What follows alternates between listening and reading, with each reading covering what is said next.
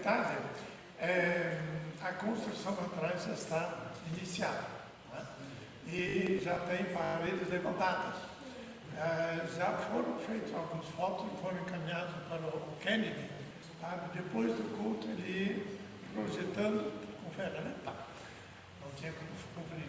Então, depois do culto, né, vai estar mudando um pouquinho as imagens da construção que está andando e regularmente vai ser atualizado também para a igreja acompanhar.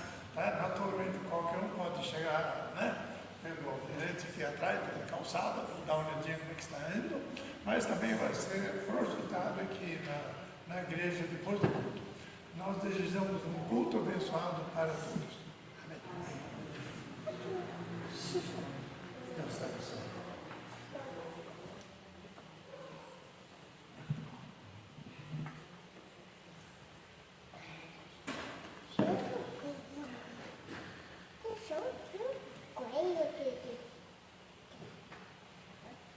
Nós damos boas-vindas a todos os irmãos para este momento do culto em adoração, louvor e exaltação ao nome do nosso Deus, Deus eterno, Deus Criador, Deus que é Redentor, Deus Pai, Deus Filho, Deus Espírito Santo.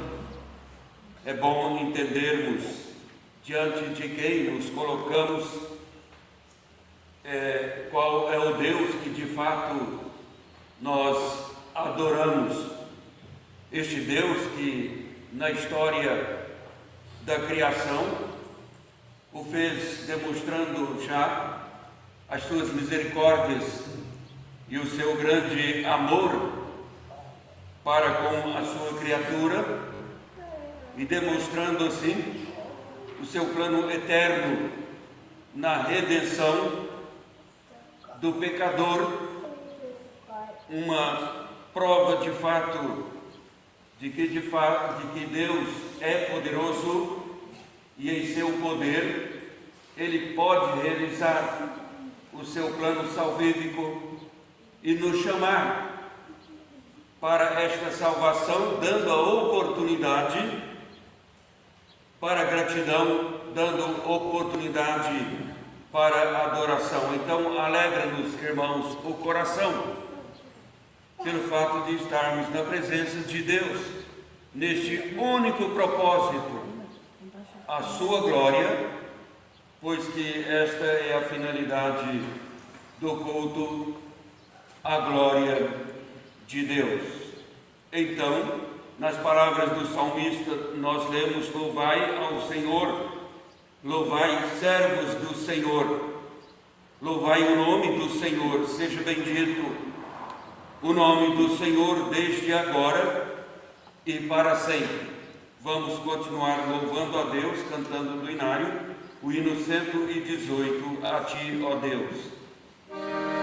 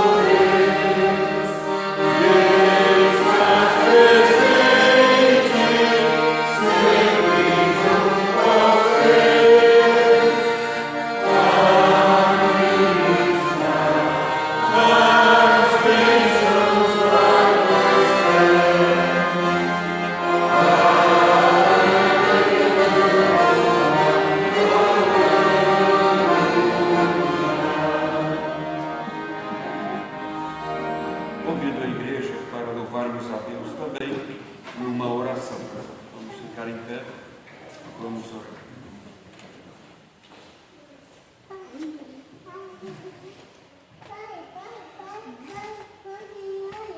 Pai Celestial, Deus Todo-Poderoso, na Tua presença nos colocamos amanhã de mais um dia, é o dia do Senhor, e na Tua casa nos reunimos neste único propósito de adorar o Teu nome.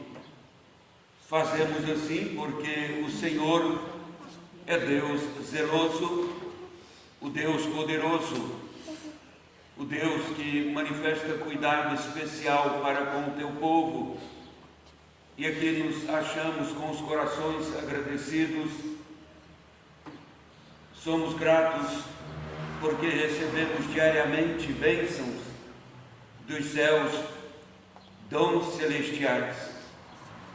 Te agradecemos especialmente porque em Tuas dádivas o Senhor mostra a manutenção da nossa perseverança em Ti, alimentando a nossa motivação da fé depositada no Senhor. E isto acontece, bem sabemos, pela operosidade do Teu Espírito Santo, que desde aquele Pentecostes habitou na Tua igreja, está com o Teu povo e habita em nossos corações. Somos te agradecidos porque assim temos uma comunhão com o Senhor, e é uma comunhão que acha a iniciativa na Tua vontade. Então temos segurança, porque não depende de nós, mas é inteiramente realizada por Tua graça, as Tuas misericórdias para conosco. Como não ter um coração agradecido? Pois olhando para nós mesmos, nada encontramos para nos tornar merecedores sequer de estarmos prestando o culto a Ti. Mas o Senhor vem diariamente a nós. Permanece conosco sempre, nos ajudando, nos orientando, dando da provisão para a nossa vida. Então nós pedimos, receba o nosso culto, e neste culto a nossa gratidão, a afirmação da nossa fé depositada em Ti. Pedimos, venha então, Senhor, e dirija todas as partes deste culto, tornando-o digno de Ti, para a nossa edificação espiritual, para a honra da Tua glória. Fica conosco, oramos agradecidos em nome de Jesus. Amém. A igreja pode sentar-se.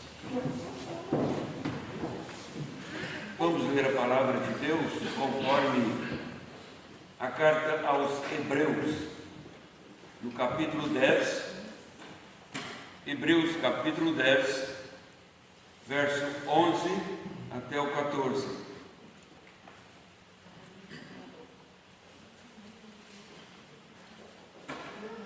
Hebreus 10, 11 a 14.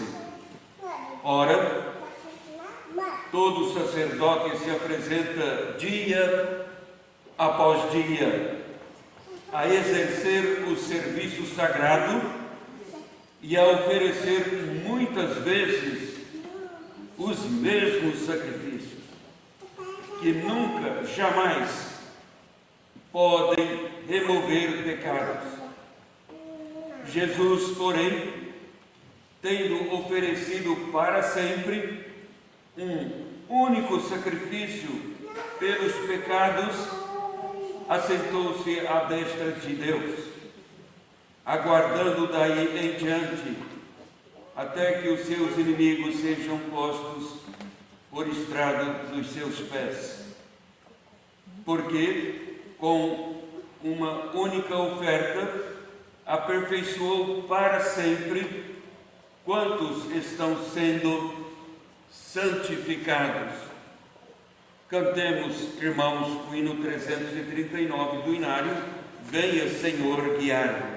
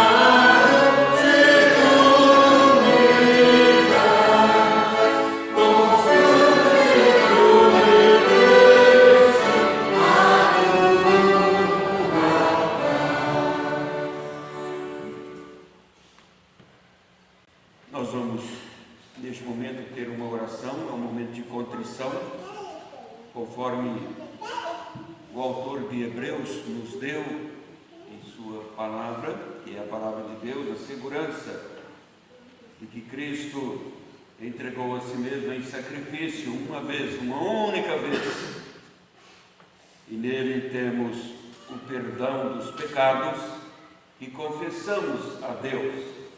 Daí tornar este momento do culto um momento de contrição em oração. Vamos orar silenciosamente.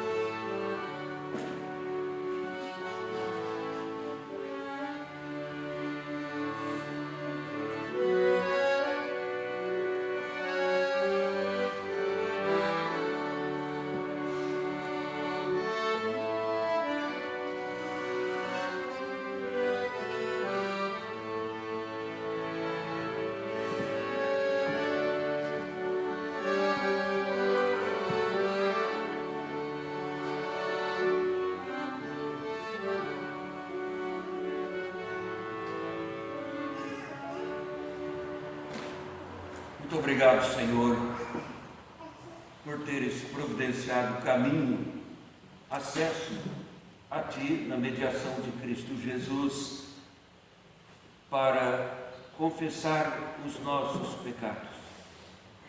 Fazemos assim como igreja. Nós pecamos por omissão, por comissão. Pecamos entristecendo o Teu Espírito Santo, não cumprindo a Tua palavra, o Teu mandamento, muitas vezes. Erramos, falhamos, agimos de modo impulsivo, contra a tua soberana vontade. Mas estamos na tua presença e pedimos o teu perdão. Pedimos a tua ajuda para crescermos espiritualmente, demonstrando amor à tua palavra, discernindo a tua vontade, para que possamos atender o teu querer. Assim nos receba, nos acolhe e nos ajude. Oramos em nome de Jesus. Amém. Vamos cantar do Inário, o hino 133, ó, queremos sempre ouvir.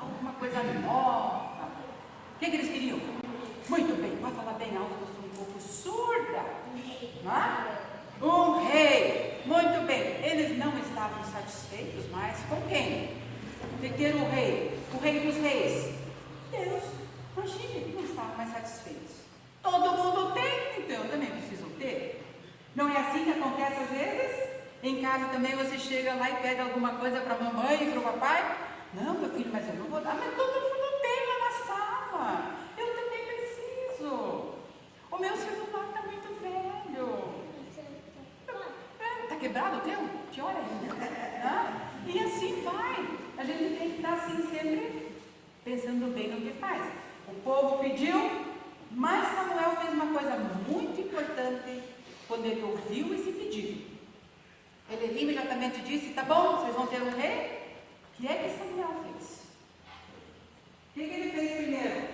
Quando o povo estava lá pedindo, não estavam satisfeitos com o que tinham, Samuel primeiro orou.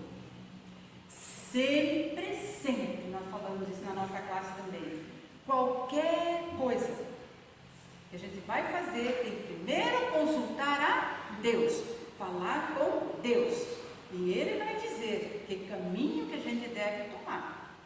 E o versículo nós aprendemos que nós temos que ser sábios em tudo que nós queremos fazer.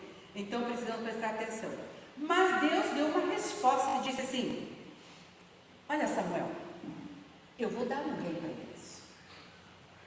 A Bíblia não fala nada que Samuel deu uma retrucada. Senhor, está doido? Ele ficou quieto. E Deus deu um recado. E disse: se eles quiserem um rei, vai ter algumas coisas diferentes para eles. Vocês podem me dizer pelo menos alguma coisa que vai acontecer se o povo tem um rei? O que pode acontecer?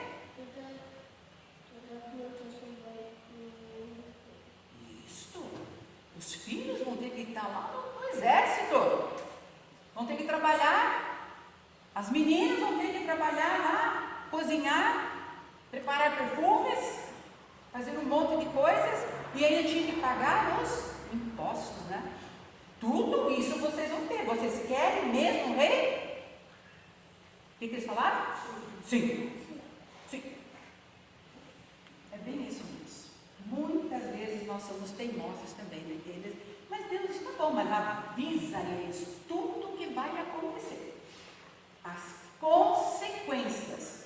E mesmo assim, a coisa não ia ser fácil, mas eles disseram: sim, nós queremos.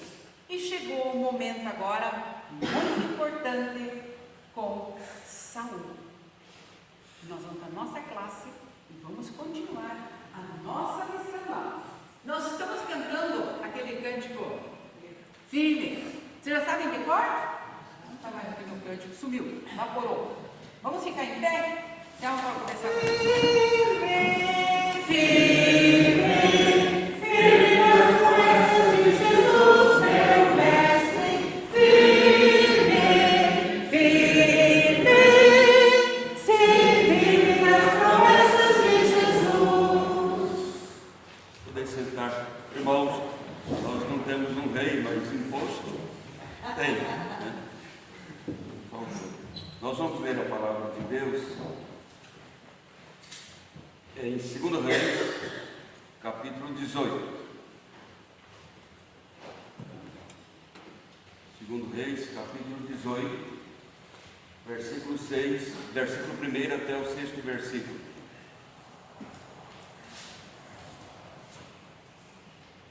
2 Reis 18, 1 a 6. Nós temos o texto aqui projetado para fazermos na forma de antífona, alternando os versículos. Lerei o primeiro, os irmãos, o seguinte: no 3º ano de Oséias, filho de Elá, rei de Israel, começou a reinar Ezequias, filho de Acaz, rei de Judá. Tinha 25 anos de idade quando começou a reinar e reinou 29 anos em Jerusalém. Sua mãe se chamava Ami e era filha de Zacarias. Fez ele o que era reto perante o Senhor, segundo tudo o que fizera Davi, seu pai. Removeu os altos, quebrou as colunas e deitou abaixo o poste hídrico e fez em pedaços a serpente de bronze que Moisés fizera, porque até aquele dia os filhos de Israel lhe queimavam incenso e lhe chamavam Deus. Confiou no Senhor, Deus de Israel, de maneira que depois dele não houve seu semelhante entre todos os reis de Judá, nem entre os que foram antes dele. Porque se apegou ao Senhor, não deixou de segui-lo e guardou os mandamentos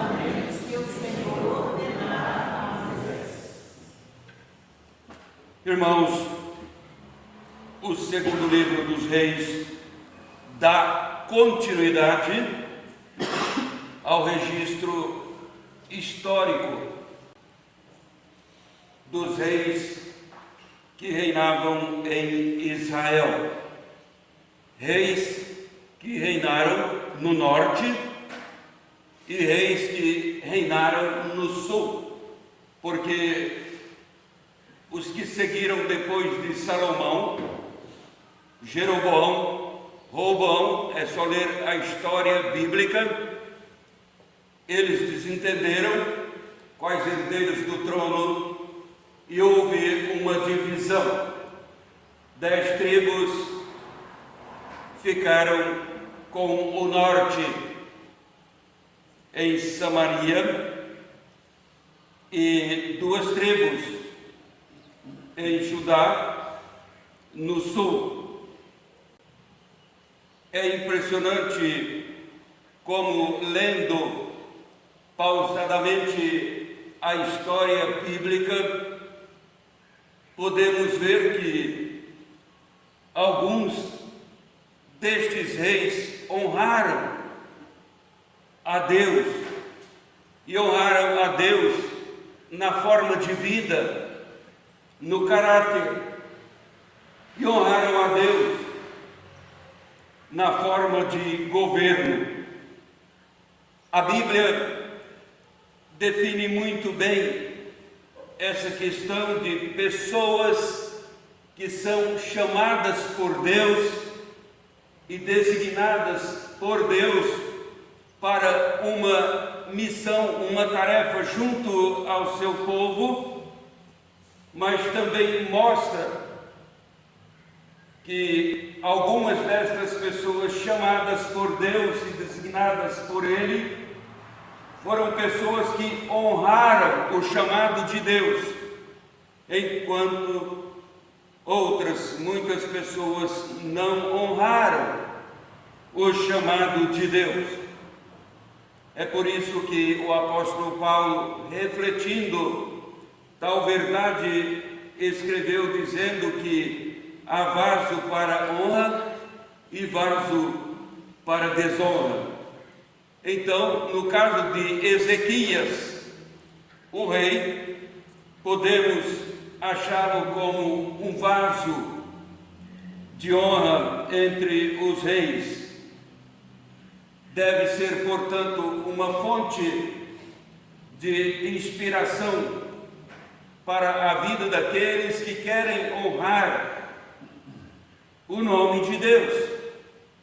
Ele é exemplo na própria vida e também é exemplo no seu governo, é exemplo na missão designada por Deus. É exemplo, primeiramente, porque ele revela fé no seu caráter, ele revela fé em Deus na maneira de ser. No versículo 3, nós lemos assim: fez ele, Ezequias, fez ele o que era reto perante o Senhor, segundo tudo o que fizera Davi, seu pai.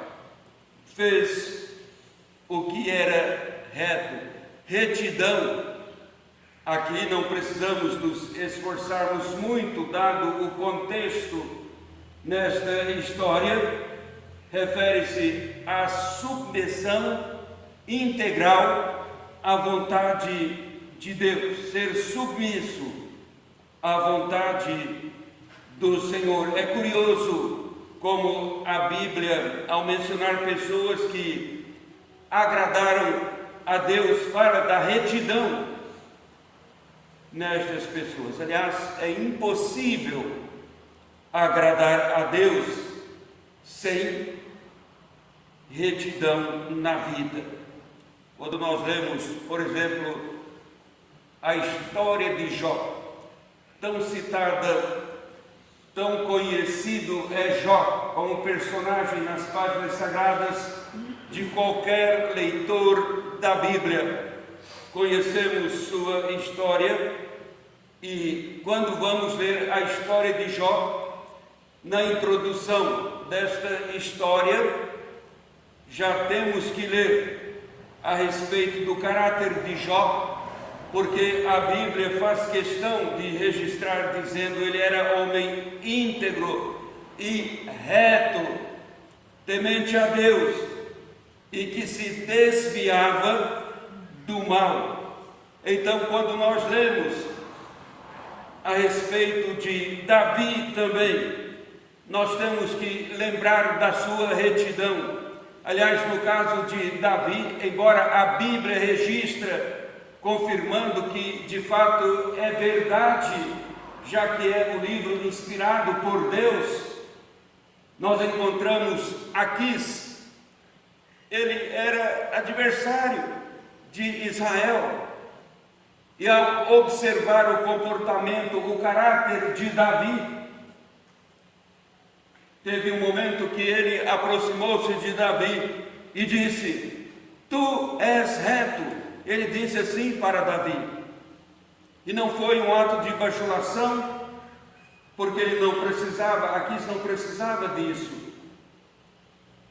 E nem simplesmente admiração, mas é porque ele notou a coerência no caráter de Davi e logo disse: tu és reto. Receber o testemunho de um oponente. A Bíblia fala da retidão, por exemplo, de Noé entre os seus contemporâneos. E diga-se, que contemporâneos? Os contemporâneos de Noé. Mas a Bíblia não só conta a história da arca. Admiramos o dilúvio, contamos a história do dilúvio, mas Deus chama atenção em sua palavra sobre a vida de Noé, com a qual ele pôde contar para realizar os seus planos. Era homem justo, diz ali, e íntegro entre os seus contemporâneos. E a Bíblia faz questão de dizer: era íntegro, era reto entre os seus contemporâneos, porque os contemporâneos de Noé só mostrava violência, incredulidade. Então, ser justo, reto dentro da igreja, isto é fácil. Mas mostrar retidão, onde Noé estava vivendo para servir a Deus e construir uma arca, que tudo parecia um ridículo, num lugar seco, um barco grande, a incredulidade o atacava. Mas a Bíblia diz: era justo, reto, ele era íntegro entre os seus contemporâneos. Ezequias tem aqui como característica a destacar a sua retidão. É isso que diz no verso 3: fez o que era reto perante o Senhor. Mas perguntamos ao texto sagrado: como pode ser isto? Como desenvolveu um caráter de retidão, sendo filho de quem era? Ele era filho de Acaz. E se voltar as páginas para o capítulo 16, nós vamos encontrar a história de Acaz, pai de Ezequias. Nós temos ali um exemplo totalmente negativo do pai de Ezequias, o Acaz. Aliás, ali nós lemos que Acaz tornou-se dominado por uma idolatria tamanha que ele chegou a oferecer em sacrifício o próprio filho. Ele matou o filho na adoração aos deuses. Então Ezequias não sabia disso. Claro que sim. Ele fez mais. Ele continuou oferecendo sacrifícios, lá diz assim, aos deuses de Damasco. Como se não bastasse, Acaz impediu o culto de Israel, o culto a Deus. Ele mandou lacrar as portas do templo para o povo não prestar culto a Deus, e assim destruía a religião em Israel e promovia a idolatria, acabando com o culto a Deus. E como Ezequias mostrou-se inteiramente diferente. Creio que a boa influência sobre Ezequias veio da sua mãe. Por isso, a Bíblia não deixa de mencionar o nome da mãe de Ezequias. No versículo 2, diz assim: sua mãe se chamava Abi. Por quê? Só mostra isso. Sua mãe se chamava Abi e era filha de Zacarias. Então agora dá para compreender que, apesar de Acaz, o pai de Ezequias, ser tão corrupto, tão idólatra, Ezequias se mostra reto perante Deus. A sua mãe se chamava, a sua mãe era filha, e mostra a descendência para mencionar aqui o temor a Deus. É assim, irmãos, que Ezequias revela a sua retidão no caráter, na própria maneira de ser e também no seu governo. Mas há algo mais surpreendente aqui na retidão de Ezequias, é que ele era reto, mas nós lemos aqui que ele era reto não perante Israel, ele era reto perante o Senhor. Ou seja, Ezequias governava sob o governo maior. Ezequias governava sob o governo de Deus. Ele governava tendo um critério de orientação no seu governo. E esse critério de orientação era o mandamento, a lei de Deus. Ele obedecia, ele se orientava pelos princípios da palavra de Deus. E esta é a grande diferença, não só no governo no Estado, não só no governo na igreja, não só no governo na própria casa, os pais, mas no governo da própria vida. Ah, mas como faz diferença em governar a própria vida, tendo como critério de orientação a palavra de Deus, em detrimento do que impõe uma sociedade injusta, uma sociedade incrédula, uma sociedade que ama mais o que é banal e não acha valor. Muitos pais até conseguem mostrar retidão perante a sociedade, conseguem mostrar retidão perante a igreja e são até elogiados ou premiados por isso, mas não conseguem mostrar retidão diante do cônjuge, não conseguem mostrar retidão diante dos olhos dos filhos, por causa das pequenas mentiras,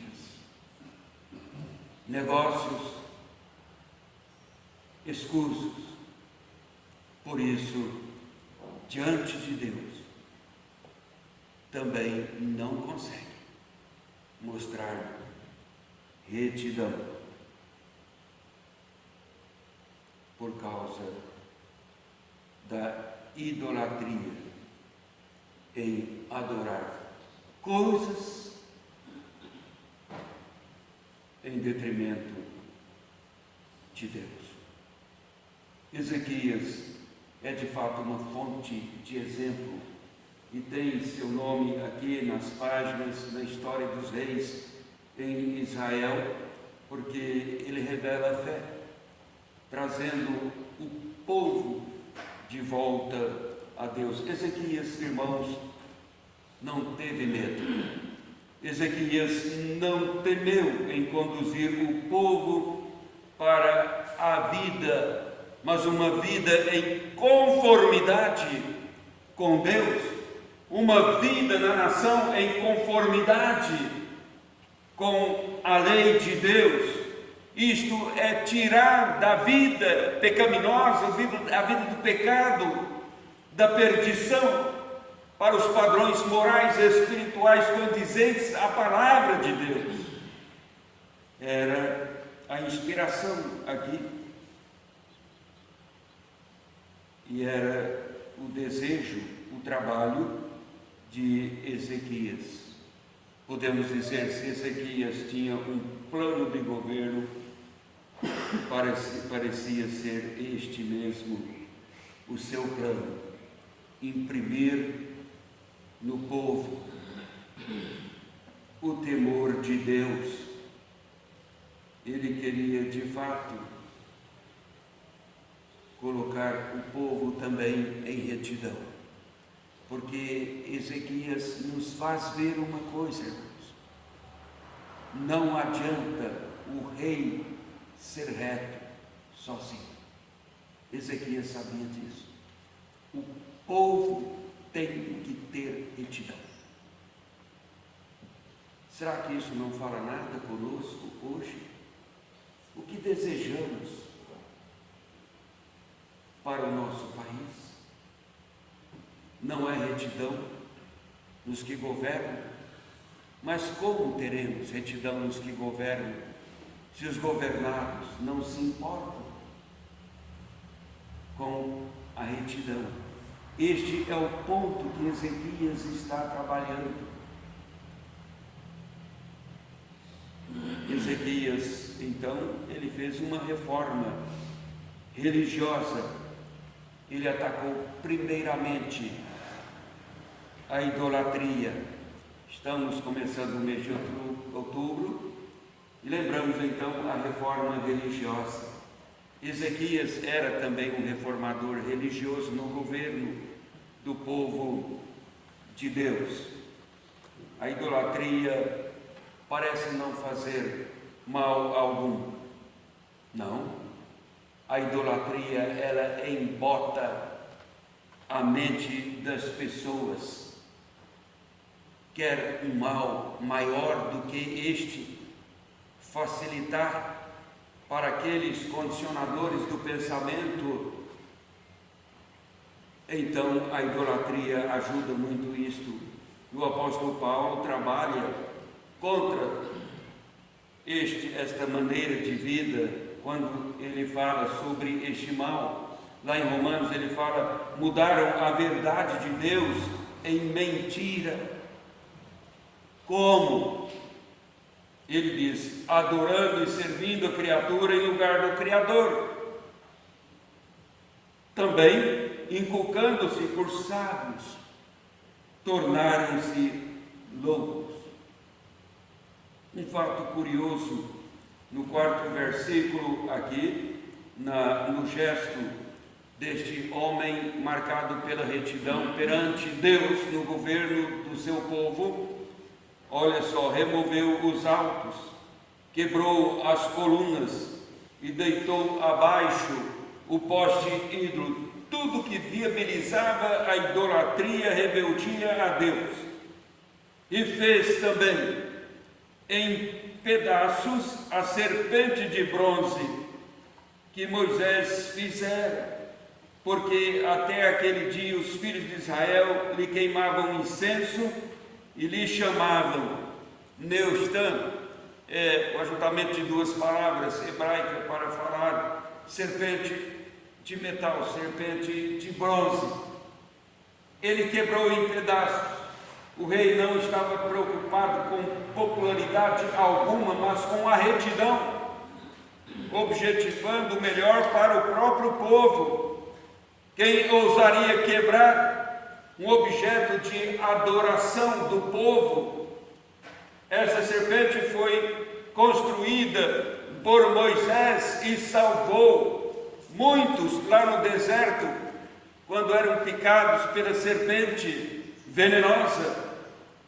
Mas Deus ordenou a Moisés levantar uma haste a serpente para o povo mostrar arrependimento com o gesto de olhar para a serpente de bronze.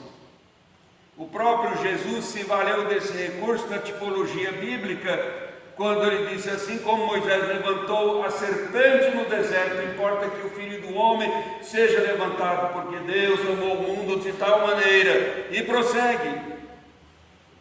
Quer dizer, levantou a serpente para a salvação e não perdição, mas agora se tornarem objeto de perdição, de idolatria. E Ezequias disse: vamos quebrar isso também, porque retidão perante Deus implica em fazer essa varredura, e quebrou em pedaços aquele objeto de adoração.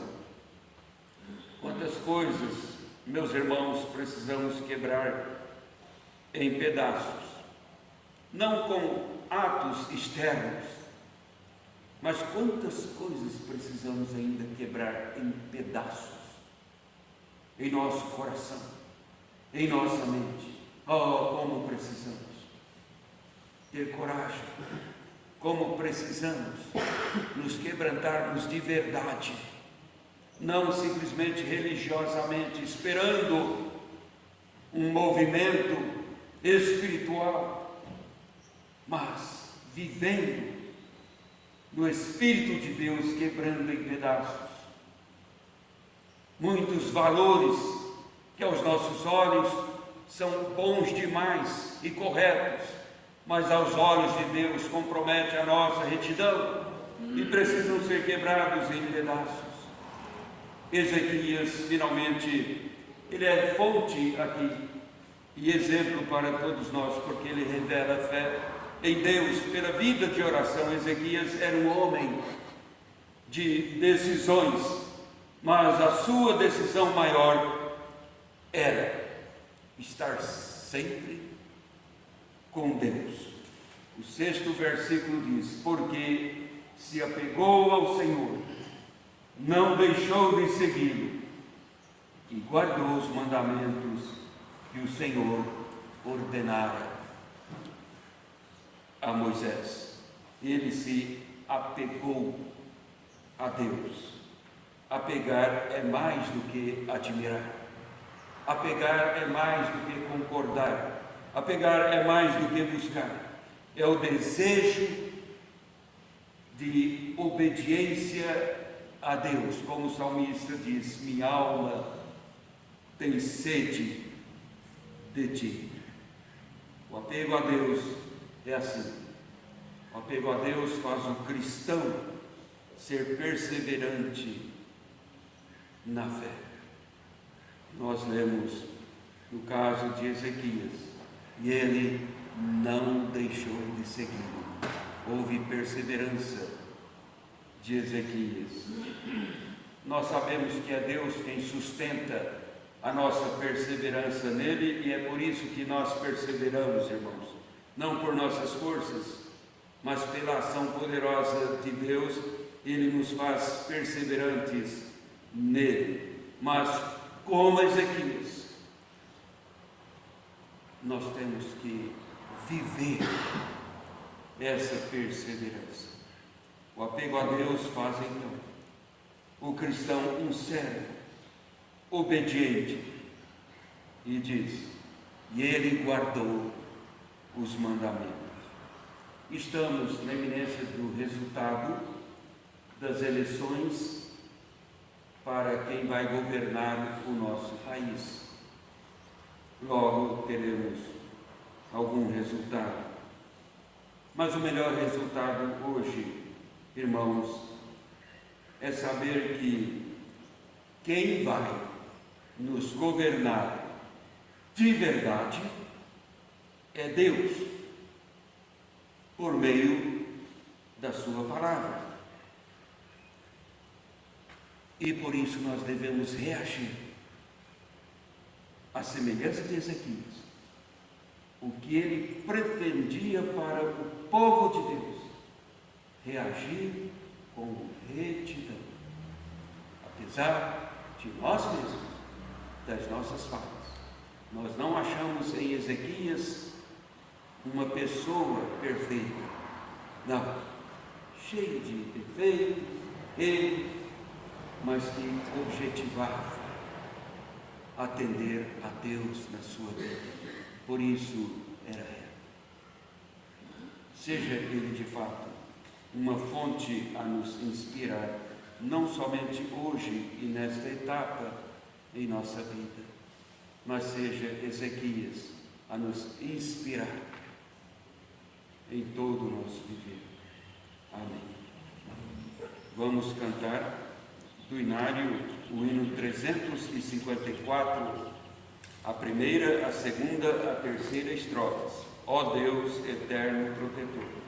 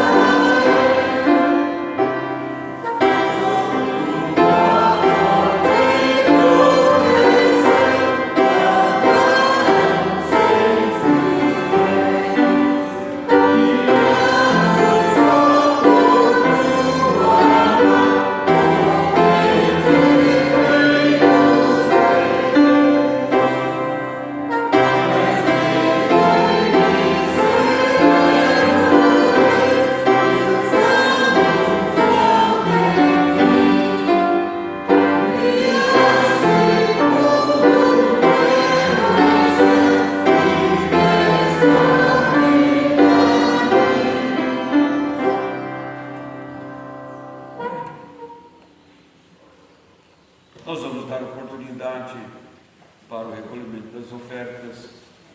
Os irmãos responsáveis podem fazer.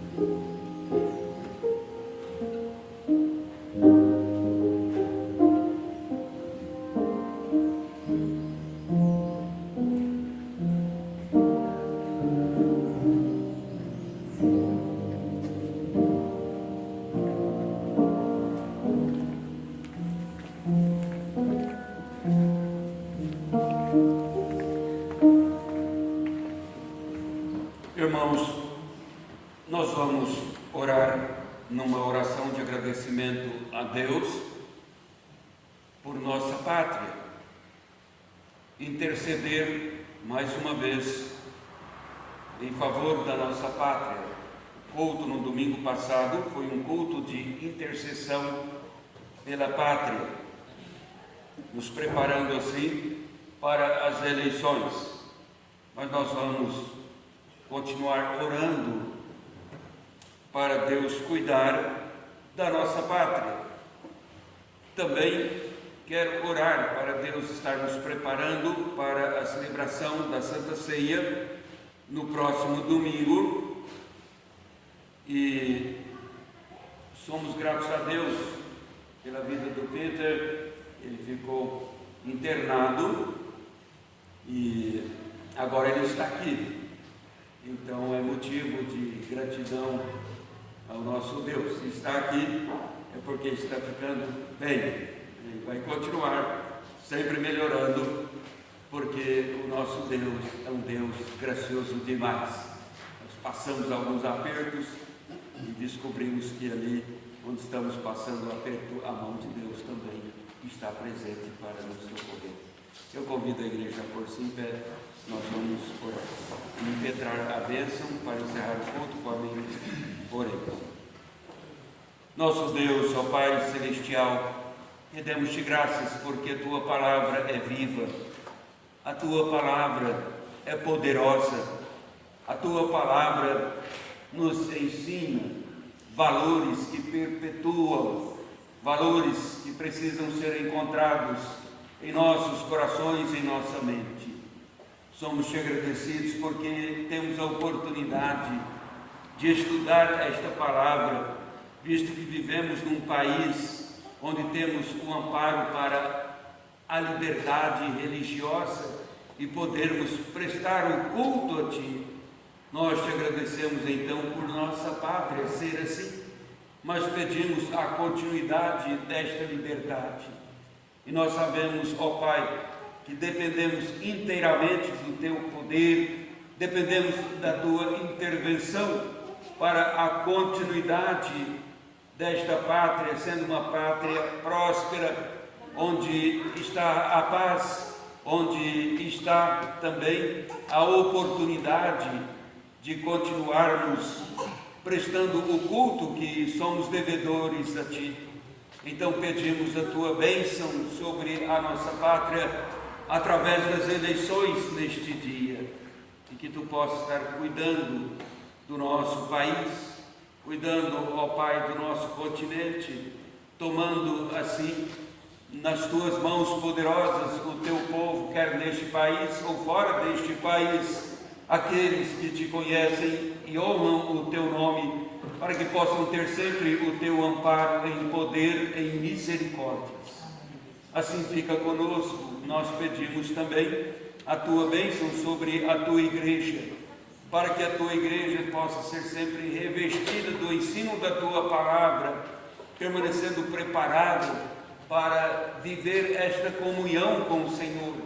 E então, no próximo domingo, segundo o Teu querer, estaremos aqui celebrando a Santa Ceia, esta ordenança, a ordem de Cristo Jesus, para termos, ó Pai, sempre esta vivacidade da nossa comunhão com o Senhor, esta reconciliação que o próprio Jesus trouxe a nós.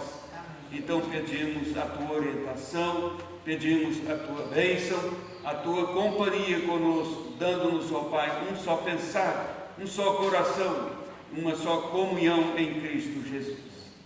Pedimos também, receba o nosso louvor agora, a nossa gratidão pela vida do Teu servo, Teu filho Peter.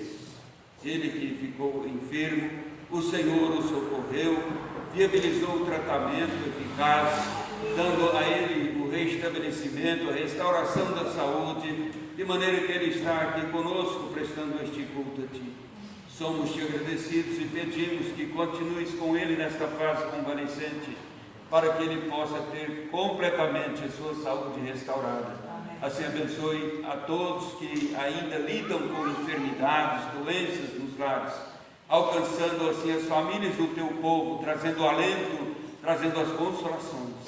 Assim fica conosco, dá-nos, ó Deus, uma tarde agradável, uma semana próspera, sob a Tua proteção, a Tua direção, a Tua provisão, pois oramos em nome de Jesus. E agora, meus irmãos, paz seja com todos, e o amor com fé da parte de Deus Pai e do Senhor Jesus Cristo.